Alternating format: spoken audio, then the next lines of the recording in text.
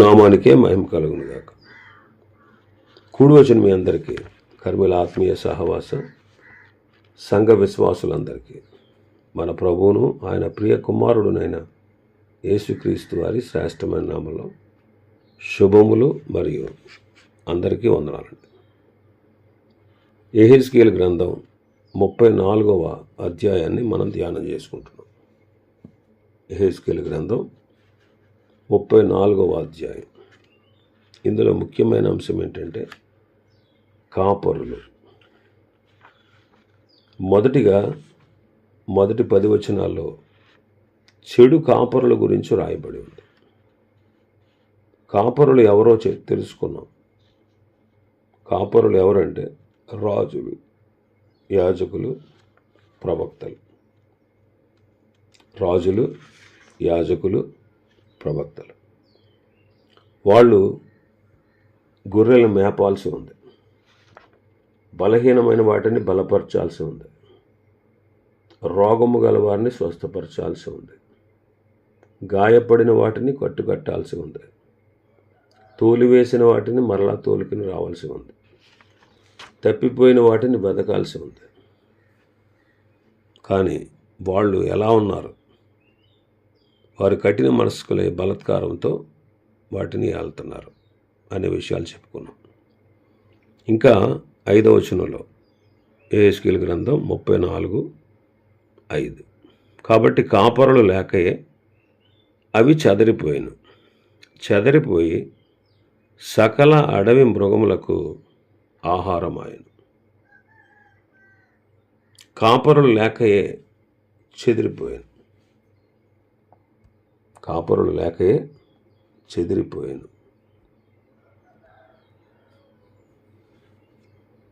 రాజుల మొదటి గ్రంథం 22వ అధ్యాయం 17వ వచనం. అతడు ఇశ్రాయేలులందరూ కాపరులేని గొర్రెల వలనే కొండల మీద చెదరి ఉండుట నేను చూచి తిని, వారికి యజమానుడు లేడు, ఎవరి ఇంటికి వారు సమాధానంగా వెళ్ళవలసిందని యెహోవా సెలవిచ్చెను అని చెప్పాను.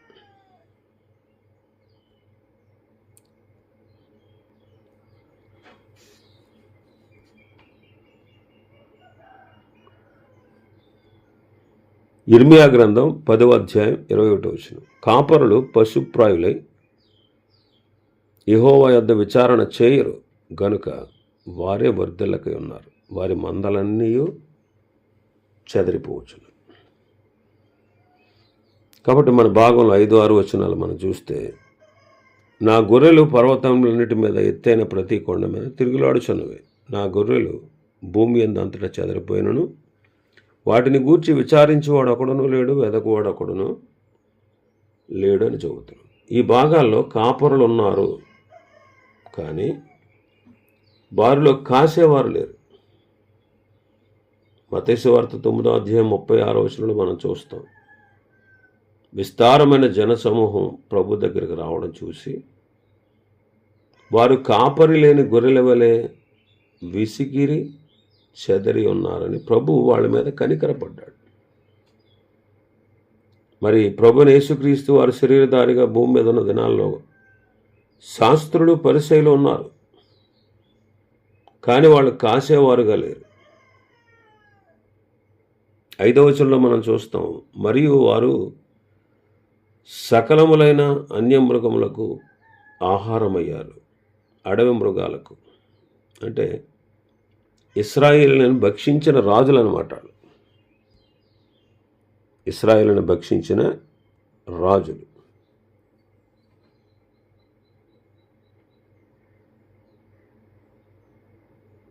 అడవి మృగములకు ఆహారం అయ్యారు. 6వ వచనంలో మనం చెబుతాం, పర్వతములన్నిటి మీద ఎత్తైన ప్రతి కొండ మీద తిరుగులాడుచున్నవి అంటారు. భూమి అంతటా చెదిరిపోయిన వారిని గూర్చి విచారించి వారు ఒక్కరునూ లేరు అంటారు. ఈ వచనాల్లో కొన్ని సత్యాలు మనం గ్రహించాలి. కాపరి సరిగా లేని కారణాన గొర్రెలు చెదరిపోవుట, కాపరులే వారిని తోలివేయుట, అడవి మృగములు అనగా ఇతర రాజులు వారిని భక్షించుట, భూమి అందంతటా చెదిరిపోవుట, చెదరిపోయిన వాటిని వెదకక విచారించకపోవట అనే విషయాలు మనం ఈ 2 వచనాల్లో మనం చూస్తున్నాం. కాపరులు సరిగా లేకపోతే గొర్రెలు చెదరిపోతాయి. కాపరులు, గొర్రెలు అంటే సంఘ సభ్యులు. కాపరులు అంటే వారిని మేపేటువంటి వారు. సువార్థికులు కావచ్చు, అపొస్తలులు, ప్రవక్తలు ఇప్పుడు లేరులేండి. సువార్థికులు, ఉపదేశకులు, కాపరులు, పెద్దలు, వీళ్ళని పెద్దలు అంటారు.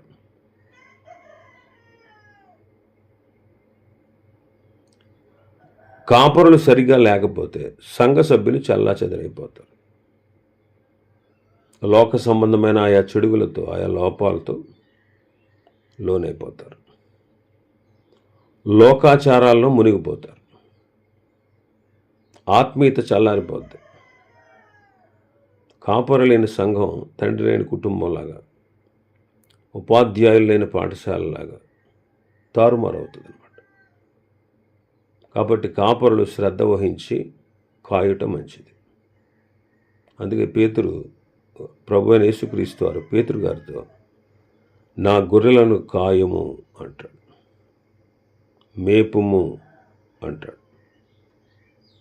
కాబట్టి మంచి ఆహారం ద్వారా వాళ్ళని మేపాలి. కాపరులే వారిని తోలివేస్తున్నారంట.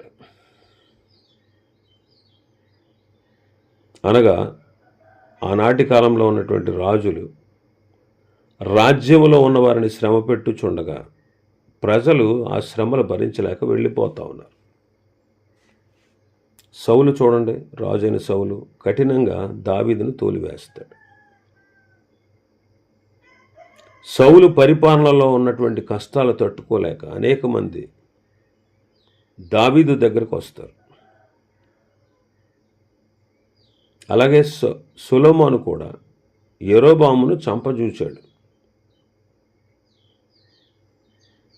అలాగే రెహబాము కూడా తన ప్రజలకు కఠినమైన ప్రత్యుత్తరాన్ని ఇచ్చాడు. ఆనాటి కాలంలో ఉన్నటువంటి కాపరులు వీళ్ళు. ఎలాగను వారిని తోలివేసినట్లు చూస్తున్నాం. దేవుని ప్రజలైనటువంటి మనం, కాపరులైన వారు సంఘం ఎదుట కఠినంగా ప్రవర్తించకూడదు. సంఘం ఎడల కఠినంగా ప్రవర్తించకూడదు. యోహాను గారు 3వ పత్రిక రాస్తూ అందులో 9వ వచనం, 3వ పత్రిక 1వ అధ్యాయం ఉంటుంది, 9, 10 వచనాలు చూస్తే, నేను సంఘమునకు ఒక సంగతి రాసితిని, అయితే వారిలో ప్రధానత్వము కోరుచున్న దియోత్రెఫే మమ్మను అంగీకరించుటలేదు. వాడు మమ్మను గూర్చి చెడ్డ మాటలు బదలుచు అది చాలనన్నట్టుగా సహోదరులను తానే చేర్చుకొనక వారిని చేర్చుకొన మనస్సు గలవారిని కూడా ఆటంకపరచుచు సంఘంలో నుండి వారిని వెలివేయుచున్నాడు. అందుచేత నేను వచ్చినప్పుడు వాడు చేయుచున్న క్రియలను జ్ఞాపకము చేసుకుందును. సంఘంలో దియోత్రెఫే అనే వాడకున్నాడు. వాడు అపొస్తలులను అంగీకరించట్లేదు. వాళ్ళ గురించి చెడ్డ మాటలు చెబుతున్నాడు. ఇతరుల్ని చేర్చుకోకుండా వాళ్ళని చేర్చుకోవాలనే మనస్సు గలవారిని కూడా ఆటంకపరుస్తూ సంఘంలో నుండి వాళ్ళని వెలివేస్తున్నాడు. వాడు ఏం కోరుకుంటున్నాడు? ప్రధానత్వం కోరుకుంటున్నాడు. ఇలాగ సంఘాల్లో ఉంటారు కొంతమంది. లూకాసు వార్త 12వ అధ్యాయంలో మనం చూస్తాం.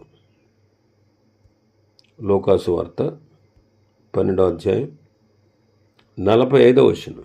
అయితే ఆ దాసుడు నా యజమానుడు వచ్చుటకు ఆలస్యం చేయుచున్నాడని తన మనసులో అనుకొని దాసీలను కొట్టి తిని త్రాగి మత్తుగా ఉండసాగితే, దాసుడికి ఇంటి యజమాని బాధ్యత అప్పగించాడు. ఆ యజమానుడు ఇంకా రావడానికి ఆలస్యం చేస్తున్నాడు. అప్పుడు వాడేం చేస్తున్నాడు? దాసులను కొట్టి తిని త్రాగి మత్తుడుగా ఉంటున్నాడు. సంఘ సభ్యుల మీద కఠినంగా ప్రభుత్వం చేస్తూ బాధించడం వల్ల సభ్యులు ఏమవుతారు? చెదిరిపోతారు. కొండలకు వెళ్ళి దిగే దారి మర్చిపోతాయి. గొర్రెలు అపాయానికి చిక్కుతాయి. అలాగే అనుభవం లేనటువంటి సభ్యులు కొంతమంది ఏం చేయాలో తోచగా చిక్కుల్లో మునిగిపోతారు. కాబట్టి సంఘ కాపరుల విషయంలో జాగ్రత్త వహించాలి. ఇంకా అడవి మృగాలకు, ఇతర రాజులకు వారు భక్షించేటట్లుగా చేశారు. అడవి మృగాలు అంటే 6వ వచనంలో చదువుతాం. 5వ వచనంలో సకల అడవి మృగములకు ఆహారం ఆయను. ఇప్పుడు అడవి మృగాలంటే ఎవరంటే దుర్బోధకులు. ఇప్పుడు అడవి మృగాలంటే ఎవరు? ఈ కాలంలో దుర్బోధకులు. పౌలు గారు అంటాడు, నేను వెడలిపోయిన తర్వాత క్రూరమైన తోడేళ్ళు మీలో ప్రవేశించడని నాకు తెలియదు. వారు మందను కనికరింపరు, మరియు శిష్యులను తమ వెంట ఈడ్చుకొని పోవాలని వంకర మాటలు పలుకు మనుషులు మీలో నుండే బయలుదేరతారు అంటాడు. కాబట్టి దేవుడు తన స్వరక్తమిచ్చి సంపాదించిన తన సంఘాన్ని కాయడానికి పరిశుద్ధాత్మను మిమ్మల్ని దేని యందు అధ్యక్షులుగా ఉంచాడు. ఆ యావత్తు మందను గూర్చి మీ మట్టుకు మిమ్మల్ని గూర్చి జాగ్రత్తగా ఉండు. కాబట్టి పరిశుద్ధాత్మను మనల్ని అధ్యక్షులుగా ఉంచాడు, అనగా తనిఖీ చూచేవారుగా ఉంచాడు, సంరక్షకులుగా ఉంచాడు. కాబట్టి వారిని ప్రేమించి దర్శించి ఆదరించాలి. ఎవరిని మరువకూడదు.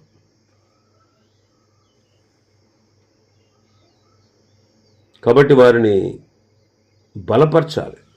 అపోస్తలుడైన పౌలు అన్నారు, క్రూరమైన తోడేళ్ళు అంటే అబద్ధ బోధకులు సంఘములో ప్రవేశిస్తారు. సంఘం వాటి గురి కాకుండా సంఘ కాపరి బాధ్యత వహించాలి. సాతాను కూడా గర్జించి సింహం వల్ల తిరుగులాడుతున్నాడు, ఎవరిని మృంగుదునా అని.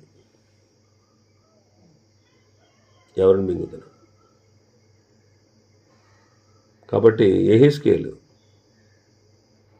తాను యాజకుడు, ప్రవక్తగా ఉన్నాడు. అందుకే 33వ అధ్యాయంలో మనం చూసాం, బాబు నిన్ను ఇశ్రాయేలీయులకు కావలివానిగా నియమించితిని అంటున్నాడు. కాబట్టి రాజులు, యాజకులు, ప్రవక్తలు వారు కాపురులుగా ఉన్నారనేటువంటి సత్యం మనకు గ్రహిస్తూ ఉంది. ఇంకా 4వది, వాళ్ళ భూమి అంతటా చెదిరిపోయారంట. భూమి అంతటా చెదిరిపోయారు. ఇది ఇశ్రాయేలు ప్రపంచ దేశాల్లో చెదిరిపోవటను సూచిస్తూ ఉంది. నేటికి ఇశ్రాయేల్ పరిస్థితి అదే. ప్రపంచ దేశాల్లో వాళ్ళు చెదిరి ఉన్నారు. భూమి యొక్క 4 దిగంతాల వరకు చెదిరి ఉన్నారు వాళ్ళు. భూమి యొక్క 4 దిగంతాల వరకు. యెషయా భక్తుడు అంటాడు 11వ అధ్యాయం 12వ వచనంలో, జనములను పిలుచుటకు ఆయన ఒక ధ్వజం నిలవబెట్టును, భ్రష్టులైపోయిన ఇశ్రాయేలీయులను పోగు చేయును, భూమి యొక్క 4 దిగంతముల నుండి చెదిరిపోయిన యోధా వారిని సమకూర్చును అన్నాడు. అంటే భూదిగంతాల వరకు 4 దిక్కుల వాళ్ళు చెదిరిపోయారు. 4 దిక్కుల వాళ్ళు చెదిరిపోయారు. అందుకే జకర్యాలో అంటారు, అన్యజనులలో నేను వారిని విత్తగా దూర దేశముల్లో వారు నన్ను జ్ఞాపకం చేసుకుందరు, వారును వారి బిడ్డలను సజీవులై తిరిగి వత్తురు. ఐగుప్తు దేశంలో నుండి వారిని మరలా రప్పించి అశ్షూరు దేశంలో నుండి సమకూర్చి ఎక్కడనూ చోటు చాలనంత విస్తారముగా గిలాదు దేశంలోనికి లెబానోను దేశంలోనికి వారిని తోడుకొని వచ్చేదని అంటాడు. దూర దేశంలో వాళ్ళు చెదిరిపోయి ఉన్నారు. మరి ఈ రోజుల్లో కూడా విశ్వాసులు చెదిరిపోతున్నారు. కాబట్టి లోక సంబంధమైన సమస్త చెడుగులతో నిండిపోతూ ఉన్నారు. వాళ్ళు చెదిరిపోతున్నారు. కాబట్టి కాపరి సంఘమును బహు జాగ్రత్తగా కాయాలి. ఇంకా 5వదిగా మనం చూస్తే చెదరిపోయిన వాటిని వెదకరు అంటున్నాడు. ఎవరైనా వెనుకంజ వేస్తే వారిని కాపాడాలి, దర్శించాలి, తగిన హెచ్చరిక ఆదరణ వాక్యములు చెప్పి నడిపించాలి.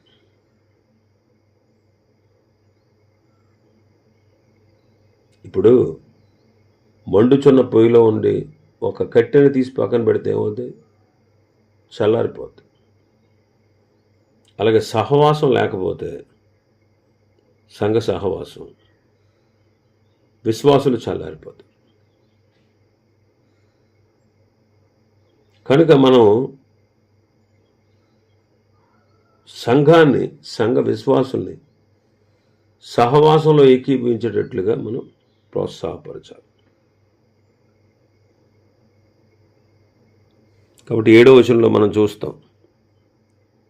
7వ వచనం, కాబట్టి కాపరులారా యెహోవా మాట ఆలకించుడి అని గొర్రెల యొక్క దుస్థితిని చెప్తున్నాడు. ఇంకా వాళ్ళు ఏం చేస్తున్నారంట? 8వ వచనం నుంచి 9వ వచనం వరకు, కాపరు లేకుండా నా గొర్రెల దోపుడు సొమ్మై సకల అడవి మృగములకు ఆహారం లేదు. కాపరులు నా గొర్రెలను విచారింపరు, తమ కడుపు మాత్రం నింపుకొందురు కానీ గొర్రెలను మేపరు. ఇదే ప్రభువుకు యెహోవా వాక్కు. వారు తమ కడుపు మాత్రమే నింపుకుంటున్నారు కానీ గొర్రెలని మేపరు. అంటే కడుపు నింపుకోవడం అంటే ఏంటి? తీర్పు తీర్చినప్పుడు లంచం పుచ్చుకోవడం.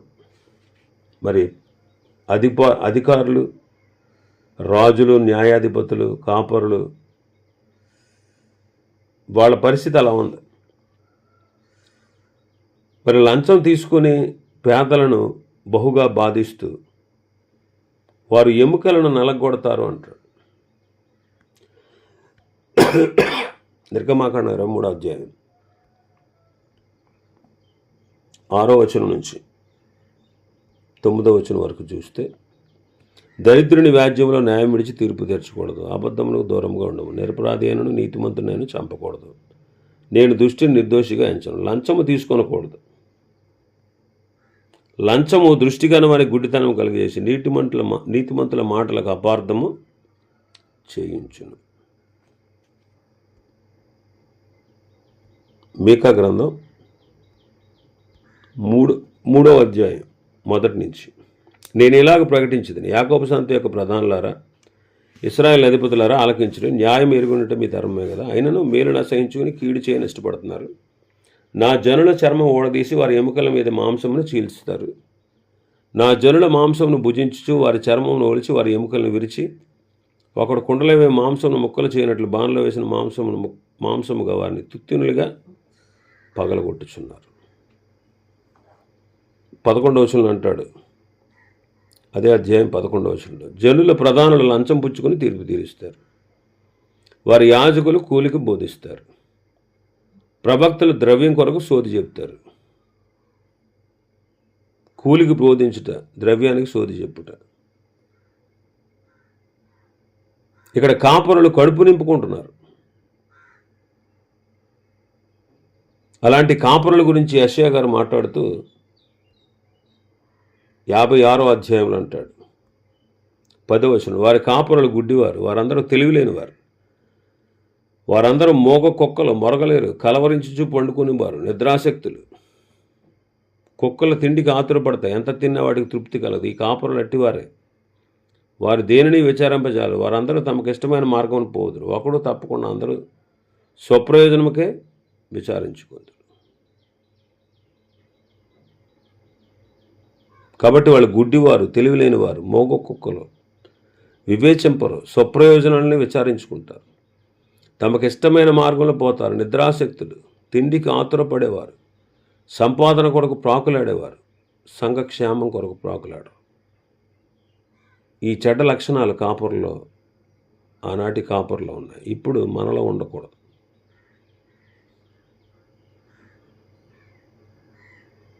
కాబట్టి ఇలాంటి వారికి ఎలాంటి శిక్ష కలుగుద్దో రాబోయే వాక్యంలో చెప్పాడు ఆయన. కాపరులకు శిక్ష 9-10 వచనాల్లో చెప్పాడు. చూడండి, 9-10 వచనాలు మన భాగంలో 9-10.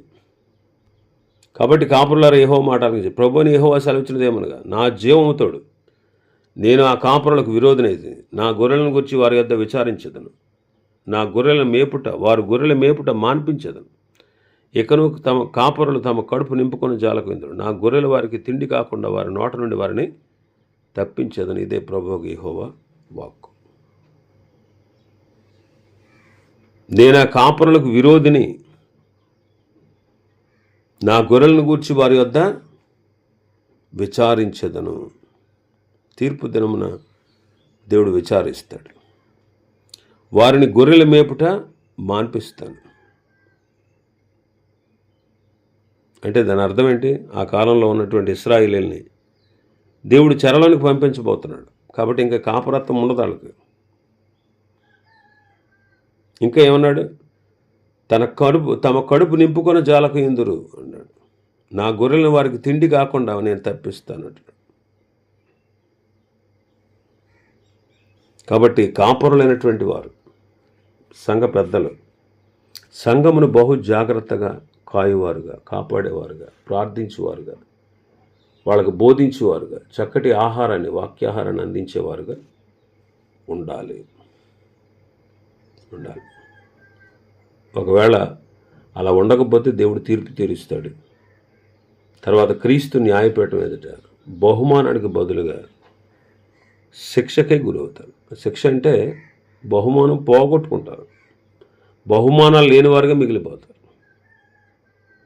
క్రీస్తు న్యాయపీఠం ఎదుట బహుమానాలు ఉంటాయి, చేసిన పనిని బట్టి అన్నమాట. కాపురులు చేసిన పనిని బట్టి దేవుడు వారికి బహుమానాలు ఇస్తాడు. ఒకవేళ ఏ పని చేయకపోతే ఏదో చావు తప్పి కన్నులట్లో అన్నట్టు వారు తమను తాము రక్షించుకుంటారు, కానీ వారికి ఏ విధమైన బహుమానాలు ఉండవు.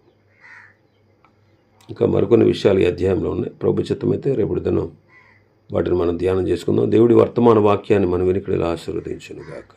ఆమేన్.